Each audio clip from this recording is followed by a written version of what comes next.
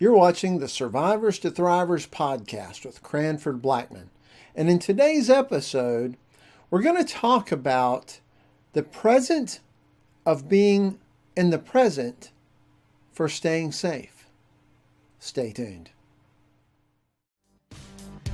If you're a survivor of violence and are ready to get control of your life again, you're in the right place at the right time. This is the Survivors to Thrivers podcast with your host, Cranford Blackman. Hello again, everybody. Cranford here. I'm glad you're back for another episode 19 of the Survivors to Thrivers podcast. We're getting right on up there. And today, I want to talk to you about something that we touched on last week when we started discussing mindfulness. Now, I want to bring you back to what that was. Remember, I had the big page of definitions, right? One of them from the Greater Good Science Center said that when we practice mindfulness, our thoughts tune into what we're sensing in the present moment rather than rehashing the past or imagining the future. Now, that's great for calming yourself down and for finding some clarity in what's going on. But as far as in a dangerous situation, this can be a lifesaver. And I'm going to tell you why. Remember I was telling you about the book on brain functionings I was reading that's, well, I like it, but a lot of people might find it horribly dry and a little too scientifically and biologically technical. But I like that sort of stuff. One of the things that I knew, but not exactly the biological reason, is this. When you're letting your brain get spun up, and let's just say you're in a dangerous situation, like there's a storm and there's a tornado and you can see it coming right at your house. That's our dangerous situation, okay? So you're looking out the window, you see it coming at you. Of course, you'd stay away from windows during a tornado, right? But just go along with me on this. You see it coming, you're looking out there and, oh no, it's horrible. What could happen? What's going to happen? What happens if it hits my house? Is my homeowner's insurance going to cover it? Is it going to kill me? Where are the dogs? Where's the cat? Did I feed the goldfish? Right? We have all... I don't really have a goldfish, and you may not either, but the story still works. Okay. So when we have all that going on, instead of being in the present, we actually shut down the part of our brain that helps us to make executive decisions. Now, it happens whether we're thinking forward, oh no, what's going to happen, or when we're thinking about what's in the past. So if we're looking at that and thinking, why didn't I tell my spouse where I was going to be? Why did I have to yell at the kids before they went to school today? Now, the last thing they'll ever remember me doing is yelling at them. Why didn't I buy the new fire extinguisher? Why didn't I prepare the basement for a storm? So that's all stuff in the past. But that also shuts off the brain's executive decision area. So you can't make a decision now when you're looking at that storm to go, I need to do this, I need to do this, I need to grab the dogs, I need to move to the basement, I need to stay away from the windows. Those functions get closed off. Now let's look at another situation. Maybe someone has broken into your home while you're there, whether it's a home invasion or you wake up and there's a burglary going on.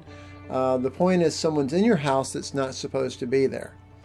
Now, if you start thinking future stuff, are they going to kill me? Are they going to hurt me? Are they going to kidnap me? Are they going to hurt my children? Are they going to take my grandma's favorite necklace that I left on the table? Future things or past things. Why didn't I lock the door? Why didn't I double check it? Did I check all the windows? Why didn't I buy an alarm system? Why didn't I buy a security system? Right? So all that's going on, it shuts off your executive decision-making center. I'm not going to point. Well, I am, but I don't know where to point because I can't remember where that thing is. But I know it's up towards the top, not back in the bottom lower part.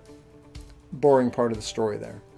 So anyway, during that home invasion or that break-in, you don't know what it is. Is it a burglary where they're just trying to get to your money? Is it something where they're trying to hurt you? Is it something where they're trying to abduct you or someone else who's in your home?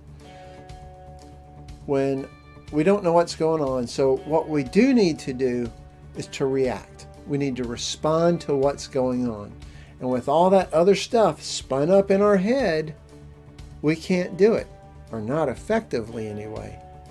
So our situational awareness helps us to know what's going on around us, what is around us, what we can use. But that mindfulness, where we stay very much in the present, right here, not in the future, not in the past, right here. That kind of mindfulness allows our brain, the subconscious part, the unconscious part that goes really fast, because our conscious thinking, like what it requires for me to talk, or when you're talking to yourself and your mouth is moving, even though you're not talking, you see people doing that. My wife says I do it. She looks at me and goes, "Who are you talking to?" Okay, that's not part of this story. Anyway, so any of that that's going on where you're having to consciously talk about something or think about something, it slows down your decision-making process. So that being right in the moment, right here, right now, opens all that up. You're not talking about something in your head, you're responding, which helps you to remember that the phone's by the bed. I can call 911 right now. Well, that's right, the kids aren't here. I left them over at their aunt's house, so I don't have to worry about them right now. Or I can get out of my window because I'm only on the first floor. Of course, you don't want to do it on the third floor unless you have a way to climb down. But those things will come to you quicker. You know, what's in my room I can use to defend myself? Where can I hide? When you're not busy thinking about future or past stuff, all that becomes more available to you. And, you know, as I've said, and I say in all my classes, what you want to do is increase your odds of surviving, increase your odds of success. And the way you do that is to be able to gather as much information as possible, as quickly as possible. And you can't do that when your brain's all wound up. Now, I'm not saying that you're not going to be scared. Of course you're going to be scared. That is part of our survival system, to be afraid when something unknown happens or when something is threatening to us. Of course we're going to be afraid. That fear part gives us that adrenaline bump so that we can be stronger and faster and our heart rate goes up so that we can fight or flee. Okay? So I'm not saying you'll never be afraid. Of course you are. And that's okay. But you have to calm down enough to calm your thinking, to become present right here. Not what's going to happen, not what should I have done, what's going on right now, and what can I do to make my situation better. Does that make sense? I hope it does. I know that there's an exercise I do in my in-person classes where I demonstrate this. And what I end up doing is I set a game up between me and a volunteer from my class. And the game is that they have two things to do to win, one of those two. Well, I only have one thing to do. So those two things that they have an option of, it's not too hard to figure out which one's best to do. But the trick is, I give them no time. I count it down real quick, 3, 2, 1, go. And when they respond, they make a great choice. And it's funny because I asked them, did you stop to think what would be better, option 1 or option 2? And so many times they think they did, but I didn't give them time. There's no way they could have gone through the mental process like I was talking about earlier, where you talk to yourself. Which one would I rather do? Is that closer, or would it be faster to go over there? And finally they realized, along with the class, that they made a decision without consciously focusing on what the options were. And they were able to respond really quickly, because I just didn't give them the time. So that's part of being in the moment. They were right there. They weren't thinking about what happened yesterday. They weren't thinking about what was going to happen if they win or lose the game. They were right there. I gave them a choice. I said, go. Everything started moving, and they do great over and over. Because when you can respond, when you can act without getting lost in the future or the past, your executive functions will respond quicker, and your subconscious recorder that I talk about in other courses and in other podcasts, your subconscious recorder already knows what's going on in the room. You know, our brain is always recording everything that we see, we hear, we taste, we smell. That's always being recorded. And then when you go to respond because of an emergency or a dire situation, which I guess would always be an emergency, that information's already in there, and you're able to pull that up if you don't let yourself get wound up in your brain. You know, I'd love to hear if you have an experience of that, when that might have happened to you. I know it's happened to me. As most of you probably know, if you followed me for any time at all, you know, my background is in protective services, police, federally, you know, military, and even emergency response. And I can just think of so many times when something terrible happened while I was on patrol or trying to take care of somebody, and you have to act, you have to change what you're doing right now.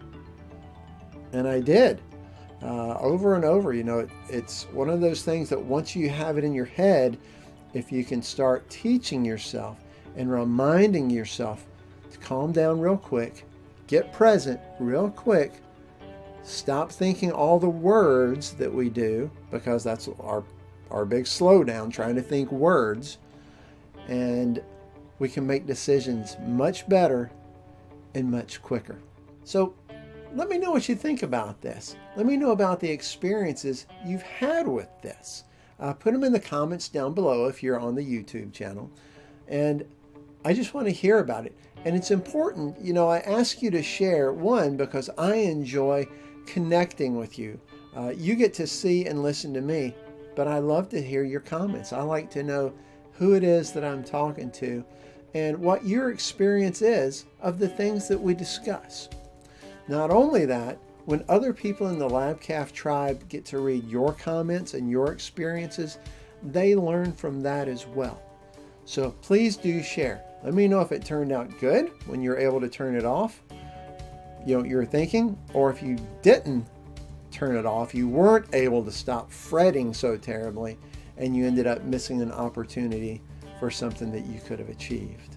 Kind of a quick podcast episode today, but that's all right. I'm just energized today. I feel good, and so I was probably going kind of fast. If I did, I'm sorry. I'm not really sorry about it. I feel energetic. I feel great today, so I just went a little bit fast. And I hope you kept up with me. Thank goodness this is recorded, so if I did go too fast, you can back it up and listen to this very important information again. Now, what I'd like you to do is, if you haven't done so yet, subscribe to our YouTube channel so you can keep up with all the new videos that come out. Give me a thumbs up, okay? That helps kind of move me up in the search rankings, so when people are looking for information to help them be safer, they can find my channel a little bit easier. Then what I want you to do is go over to labcaf.com, labcaf.com, and I want you to subscribe to my email list there, because on that list, you'll find out about new articles, you'll find out about new programs I've got coming up, and some other things that I just don't put on the YouTube channel. So please do subscribe over there. And as always, please forward this to someone you love and care about, especially if they're a survivor of violence. Understanding this, understanding that you can make better, faster decisions if you can stop worrying about the past or the future just for a few seconds so that you can respond to the danger that's going on. It's a great confidence builder, and it really helps you to believe in yourself, especially after you've done it a few times. Now, I don't want you to have to deal with home invasions over and over so that you build confidence. But this also happens when you decide, when somebody's walking up to you in the grocery store right around the corner and you almost bump into them, and you make a quick decision to go left or right. Hopefully they go the opposite way. In any situation like that, it doesn't have to be dire or life-threatening, but to make a decision quickly, focused, without having to think it through, practice it. It will give you confidence. The more you make those clear, important, or not so important decisions without just rehashing it over and over, it gets easier and easier. And that's a great confidence builder, especially for those of us who are survivors of violence. So until next time, as we keep moving from survivors to thrivers, this is Cranford Blackman with Loudcalf, reminding you to stay safe and stay strong. See you next time. To make sure you never miss an episode of Survivors to Thrivers podcast, subscribe at labcalf.com. Hello again. Hello. You're watching the Survivors to Thrivers podcast with Cranford, or the two things that they...